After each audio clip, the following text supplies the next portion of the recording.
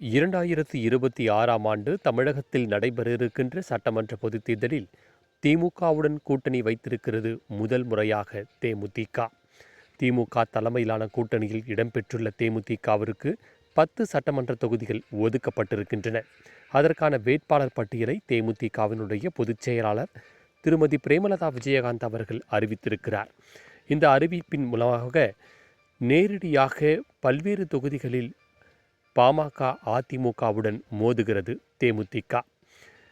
அரசியல் விமர்சகர்கள் நிச்சயமாக 4 முதல் 5 தொகுதிகளில் படுதோல்வியை சந்திக்கும் தேமுதிக என்று அரசியல் விமர்சகர்கள் கூறுகிறார்கள். விருதாச்சலத்தில் முதல் முறையாக போட்டியிடும் பிரேமலதாவிற்கு நிச்சயம் அன்புமணி தலைமையிலான பாமகவிடம் தோல்வியே கிடைக்கும் என்று அரசியல் விமர்சகர்கள் கூறுகிறார்கள்.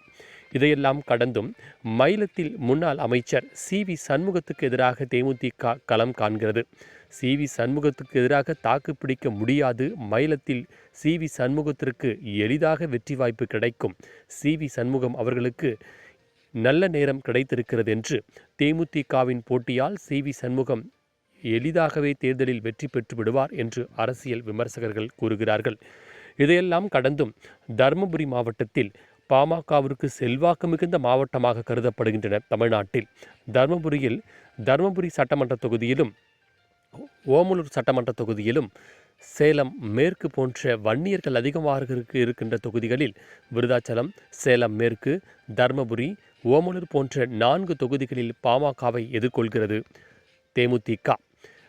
2021ஆம் ஆண்டு எடப்பாடி பழனிசாமி தலைமையிலான ஆட்சி நடைபெற்ற போது எடப்பாடி அவர்கள் பாமகவின் கூட்டணிக்காக சட்டமன்றத்தில் அவசர சட்டமாக 10.5 வன்னியர்களுக்கான கல்வி மற்றும் வேலைவாய்ப்புகளில் இடஒதுக்கீடு வழங்கிய போது அதை எதிர்த்து முதலில் குரல் கொடுத்தவர் பிரேமலதா விஜயகாந்த் அவர்கள்.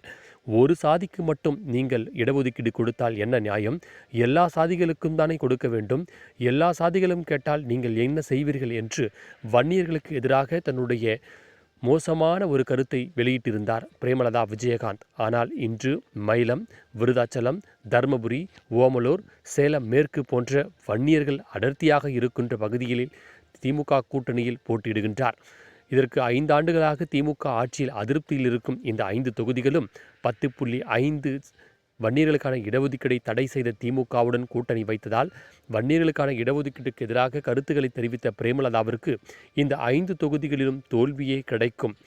இதில் தேர்தலின் முடிவுக்காக காத்திருக்க வேண்டிய அவசியமே கிடையாது. எளிதாக இந்த 5 தொகுதிகளிலும் அதிமுகவும் பாமகவும் வென்றுவிடும். மேலும் மயிலம் சட்டமன்ற தொகுதியில் சி.வி. சண்முகத்திற்கு போட்டியே கிடையாது. எளிதாக வெற்றி வாய்ப்பு கிடைத்துவிடும். விருதாச்சலத்தில் முதல் முறையாக போட்டியிடும் பிரேமலதா விஜயகாந்த் தோல்வியை தழுவுவார். அதுவும் தருமபுரியிலும் சேலம் மேற்கிலும் ஓமலூரிலும் வெற்றி வாய்ப்பேக்கு இடமே கிடையாது என்று அரசியல் விமர்சகர்கள் கூறுகிறார்கள். முதல் முறையாக போட்டியிடும் பிரேமலதாவிற்கு தோல்வி கிடைக்கப் போகிறது. ஆனாலும் விருதுநகரில் விஜயகாந்தினுடைய மகன் விஜயபிரபாகரனுக்கு வெற்றி வாய்ப்பு கிடைக்க வாய்ப்பு இருக்கிறதாகவே கருதப்படுகின்றன. நாமும் 2026 சட்டமன்ற தேர்தலுக்கான முடிவுக்காக காத்திருப்போம். என்ன நிகழ்கிறது என்று சி.வி. சண்முகம் எளிதாக வெற்றி பெறுவாரா என்பதை பொறுத்திருந்து பார்க்கலாம். நன்றி, வணக்கம்.